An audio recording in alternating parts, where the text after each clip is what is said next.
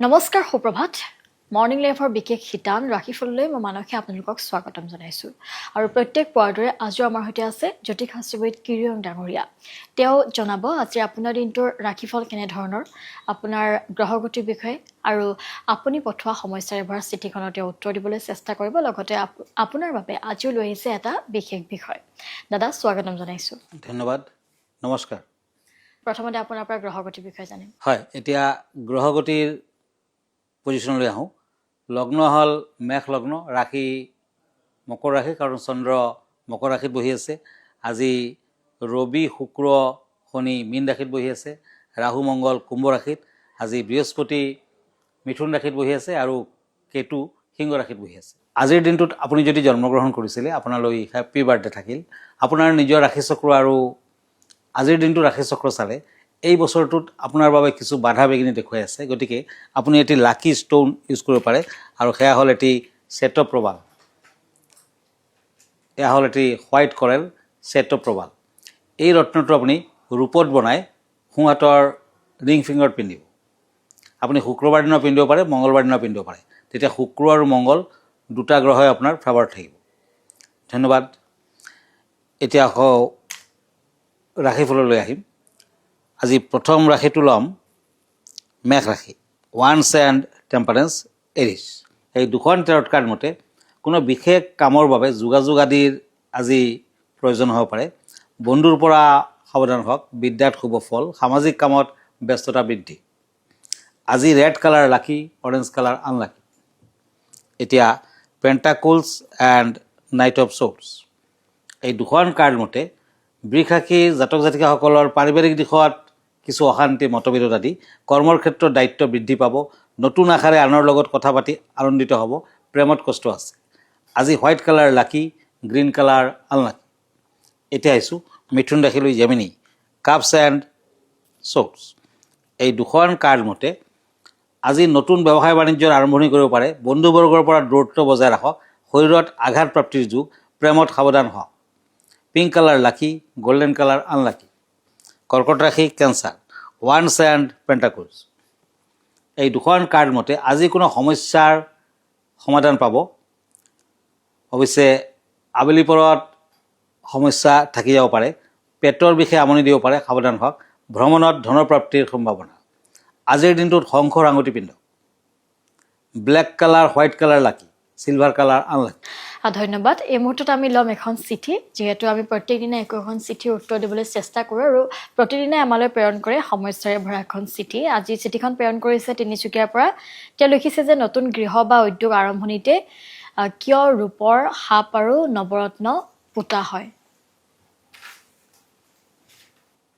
হয় যিকোনো গৃহৰ আৰম্ভণিতে মানে যেতিয়া আপুনি ঘৰখন বনোৱাৰ বাবে প্ৰস্তুতি লৈ আছে তেতিয়া কিন্তু সৰু ৰূপৰ সাপ এডাল কাৰণ ইখান দিয়া হয় উত্তৰ পূব দিশত ইখান দিয়া হয় এইখনৰ যোনটো গাঁত খান্দিব লাগে তাত সাপ এডাল দিব পাৰে নতুবা সৰু সৰু নৱগ্ৰহৰ ষ্ট'ন নৱগ্ৰহৰ ৰত্ন আপুনি দি দিব পাৰে ভূমি পূজা কৰাৰ সময়ত আৰু মাটিৰ একেবাৰে তলত দিব লাগে ভাৰতীয় জ্যোতিষশাস্ত্ৰৰ মান্যতা অনুসৰি যেনেদৰে শেষনাগৰ মূৰত পৃথিৱীৰ ভাৰ বিদ্যমান আৰু প্ৰতিটো প্লটতে এজন এজন বাস্তুপুৰুষ হৈ থাকে সেইবাবে কনষ্ট্ৰাকশ্যনৰ ভাৰ ৰূপৰ সাপ যদি দিয়ে ৰূপৰ সাপৰ ওপৰত ৰখা হয় এনে কাৰ্যই ভেটি সুদৃঢ় ৰাখে কনষ্ট্ৰাকশ্যনত কেতিয়াও ফাট নেমেলে আৰু গৃহটোৰ প্ৰাকৃতিক প্ৰকোপৰ পৰা ৰক্ষা পৰে আৰু নৱৰত্ন যদি পোতে তেতিয়াও কিন্তু আপোনাৰ নৱগ্ৰহ ফেভাৰত থাকিব কোনো ধৰণৰ বেমাৰ আজাৰে সেইখন ঘৰত কষ্ট নিদিয়ে নিশ্চয় আপুনি চিঠিৰ উত্তৰ পাই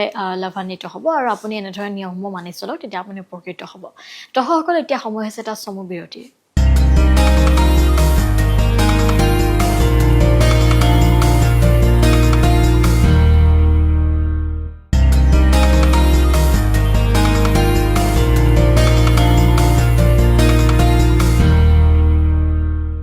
এটি বিৰতিৰ পাছত আকৌ উভতি আহিছোঁ ৰাশিফলৰ শিতানৰ মাজলৈ দাদা পুনৰবাৰ স্বাগতম জনাইছোঁ এই মুহূৰ্তত আমি পৰৱৰ্তী ৰাশিফল হয় মনত ৰাখিব আজিৰ পৰা চ'ত মাহৰ আৰম্ভণি হৈছে আজি ফাৰ্ষ্ট চ'ত আৰু 16 মাৰ্চ তিথি কৃষ্ণা দ্বাদশী পাছত কৃষ্ণা ত্ৰয়োদশী আজি শিৱযোগ মকৰ ৰাশি শুদ্ৰ বৰ্ণ ধনিষ্ঠা নক্ষত্ৰ আজি দেৱাৰীগণ যাত্ৰা নাই, চন্দ্ৰঢোকৰা দুখ আছে, শুভ কৰ্মত মধ্যম ফল, আজি পুৰৈ শাক খোৱা নিষেধ, বেঙেনা খোৱা নিষেধ।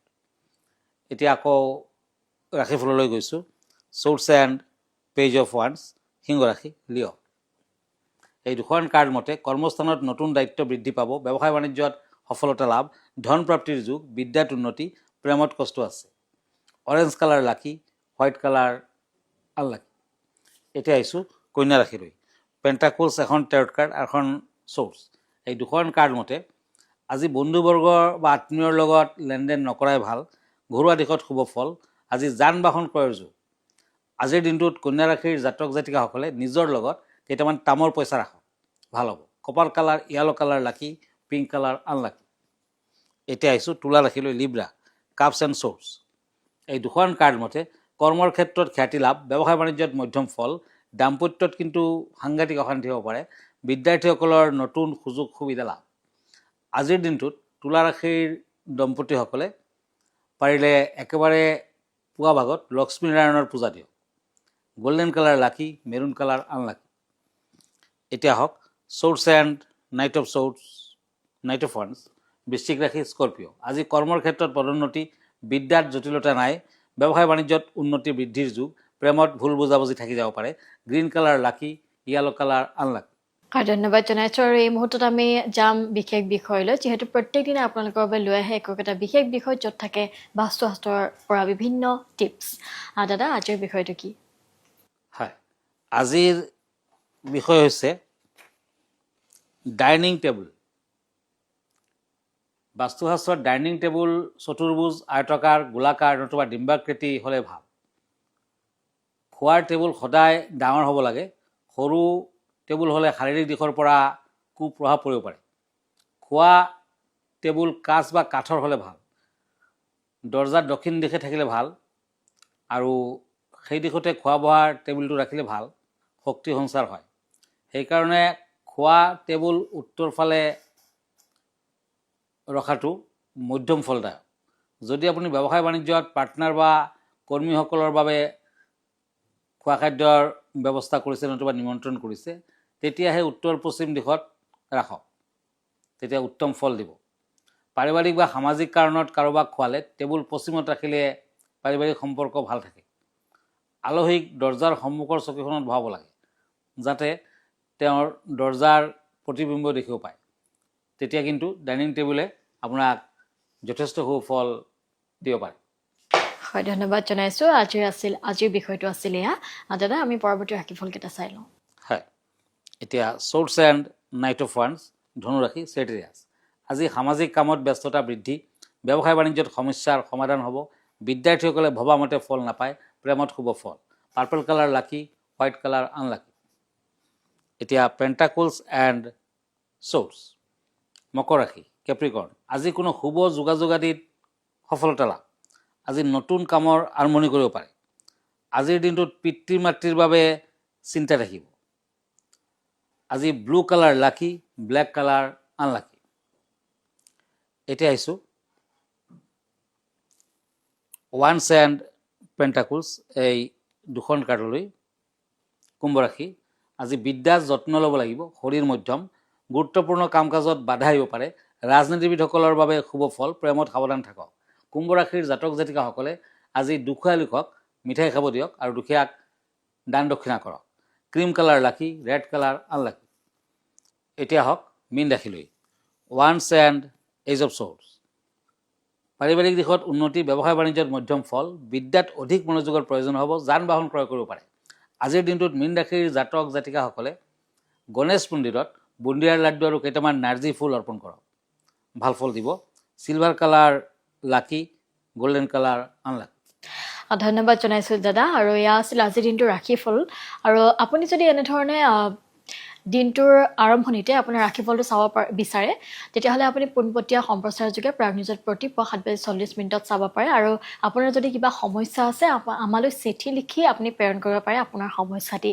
লগতে আপুনি যদি বিভিন্ন সমস্যাত ভুগি আছে, যেনে বিবাহৰ ক্ষেত্ৰতে হওক, শিক্ষাৰ ক্ষেত্ৰতে হওক, বা ব্যৱসায়ৰ ক্ষেত্ৰতে হওক, চাকৰিৰ ক্ষেত্ৰতে হওক, তেতিয়াহ'লে আপুনি ব্যক্তিগতভাৱে দাদাক লগ কৰিব পাৰে। আপুনি পল্টন বজাৰ স্থিত চেম্বাৰত গৈ তেওঁক লগ ধৰিব পাৰে। আৰু আৰু প্ৰতি দেওবাৰে নিশা 10 বজাত প্ৰাগ নিউজত পোনপটীয়া সম্প্ৰচাৰযোগে আপোনাৰ সমস্যাটি জনাব পাৰে।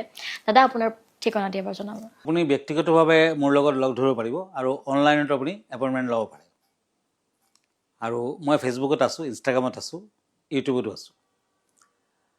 যদি ব্যক্তিগতভাৱে মোৰ লগত লগ ধৰিব খুজিছে তেতিয়া আমাৰ ঠিকনা এষ্ট্ৰলজাৰ কিৰো য়াং, Ratnakuber gems and jewellery, Manipuri Basti, Guwahati 7। Phone নাম্বাৰটো হ'ল 8822911171। আৰু এটা নাম্বাৰ হ'ল 9957421212। আমাৰ ইমেইল এড্ৰেছটো হ'ল kiroyangastrologer@kiroyang.com। ধন্যবাদ, নমস্কাৰ। আৰু লগে লগে মই মানসে বিদায় লৈছোঁ। ধন্যবাদ।